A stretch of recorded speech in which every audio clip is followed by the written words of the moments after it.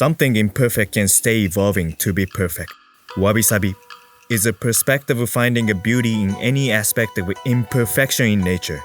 In this series, we discover Wabi-Sabi in each unique life experience of people who move to Japan from other countries.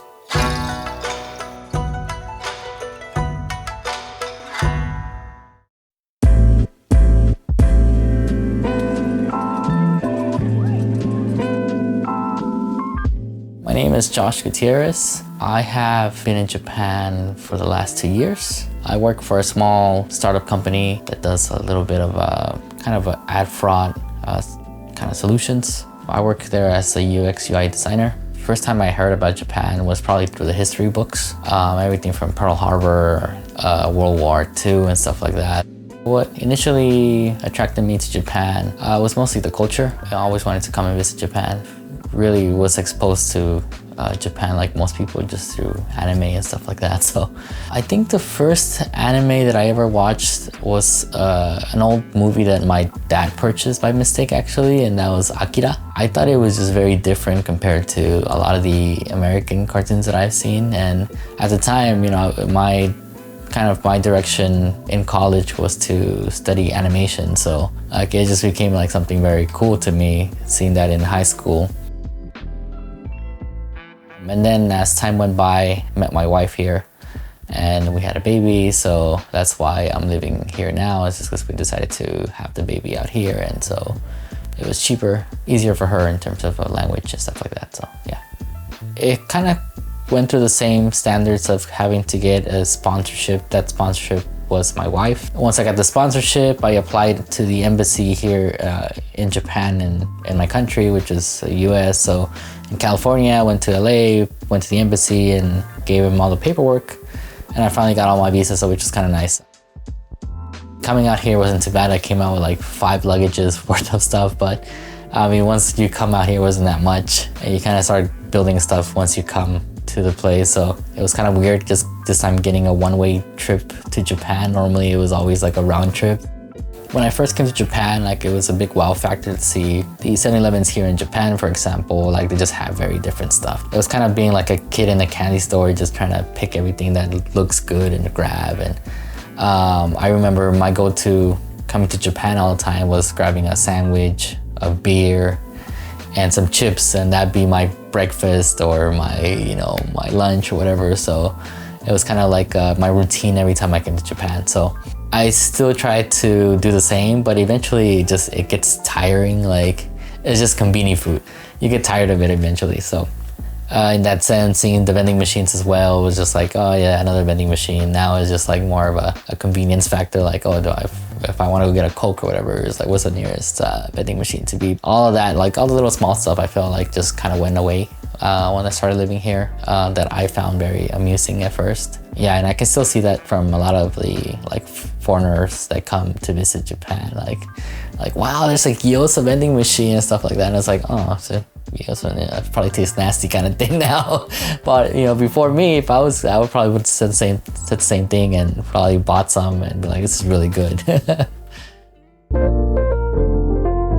I initially went to college for animation. I ended up not choosing to push through animation only because it was a very difficult kind of career to break into. I unfortunately didn't have a strong portfolio, so from there I transitioned my career into web development. I always stayed in the front-end development, which is a lot of the design aspect of it.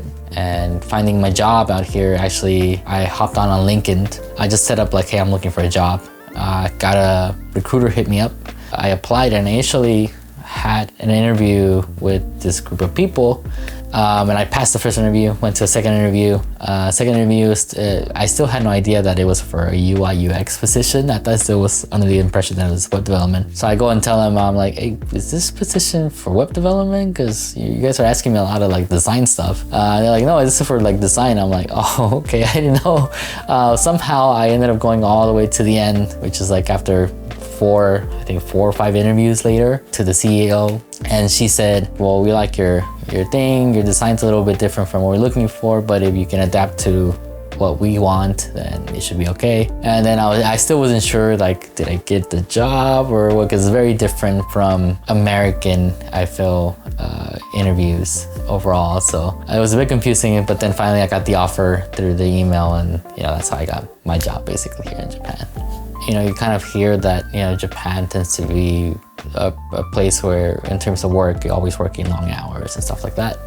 Luckily my company has a thing called flex hours and core hours. Basically core hours are within 9 to 6 p.m. and you have to be within those hours. And now they have flex hours in place, which means it can be anytime. It's not necessarily have to follow the core hours. So my company being a very global opened company, we have offices in Europe, have to talk to our European counterparts. So I'm able to work from home remotely most of the time, and I just gotta adjust my time to match our European companies. So even if it's 8 p.m. and I gotta talk to them, it's cool. But taking breaks in between, or I can work from 9 to 4 and then use the other remaining hours to adjust to whatever night hours I need to make up. So that's kind of nice.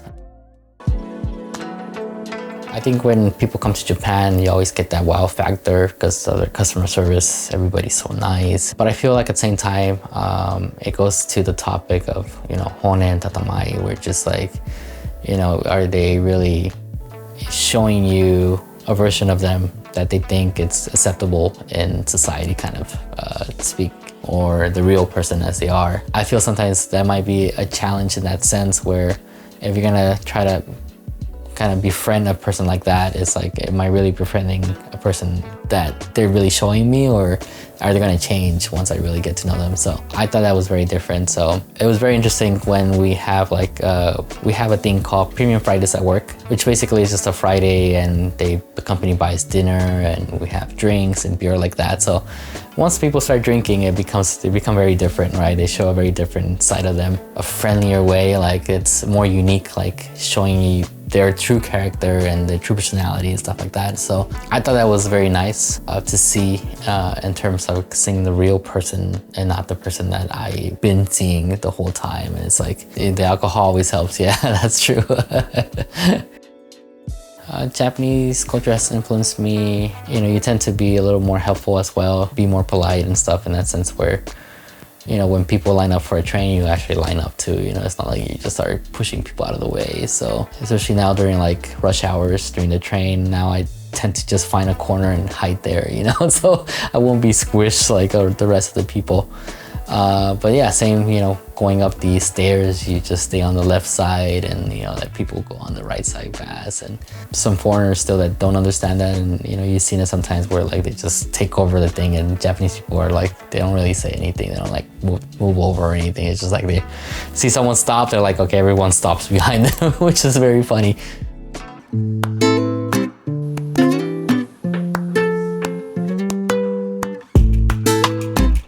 Some of the misconceptions that I found for me in particular, my own experience, it's I was born in the US, but I'm from Mexican heritage culture. At work, for example, a little side clubs that people do, and we have one club called Club Cooking. I took the initiative and opportunity to kind of bring tacos to them, and a street style tacos, and let me show you what real tacos are, not the Taco Bells that you have in your mind, or the Guzman and Gonzalez type of tacos where it's just still very hard shell tacos. Those are Tex-Mex style, and a lot of the stuff out here in Japan is very Tex-Mex, which is very adapted to Japanese cuisine. So I'm let me bring you straight up tacos, and see how you like them. And they were very shocked to get that first experience, and still it's funny because they still managed to put lettuce and tomatoes in their tacos, which I found funny because we don't really put lettuce or anything. It was just just put meat in your taco, put some salsa, some avocado, and boom, you're done, you're good. Educating those type of people of certain different cultural aspects and stuff that they might not know about you. Here in Japan, that doesn't follow through.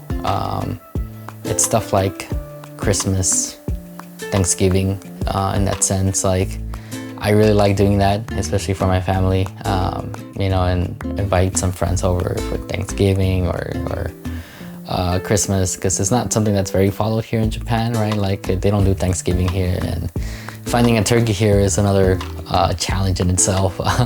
You have to go to like international markets to find a turkey, and then even if you try to get like an American-sized turkey, it's like, where do you fit it? You know, like the ovens out here are not really that big like American standard size because the kitchens are so small. So it's at the end of the day, you end up getting like a turkey that's maybe a little bit bigger than a standard size full chicken, you know? Other people here that I found, like in Facebook, there's like a guy that sells a lot of Mexican chilies and Mexican style stuff that he grows in his own farm in Chiba. Being able to find people still that other Mexicans living here that kind of found the same problem, but their solution was to plant chilies, for example, or there's people that sell tortillas, that sell different stuff, which is kind of interesting, finding that community. Yeah, I was able to kind of make my own and kind of introduce my wife, and hopefully the baby slowly adapt into that, you know, like Christmas and Thanksgiving is more of a family type of thing. I feel like my wife, for example, too, being very Japanese, like they don't have that very strong relationship with family. Kind of adapting them and pushing them to be that, it's kind of nice.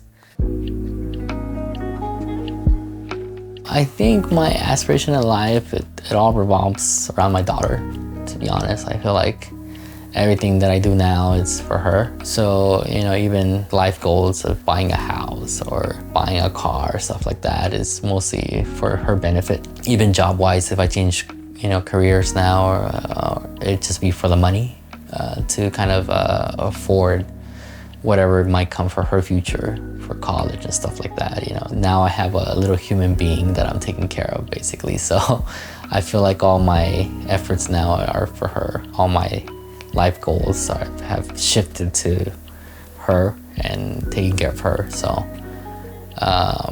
yeah, I would say that would be it primarily.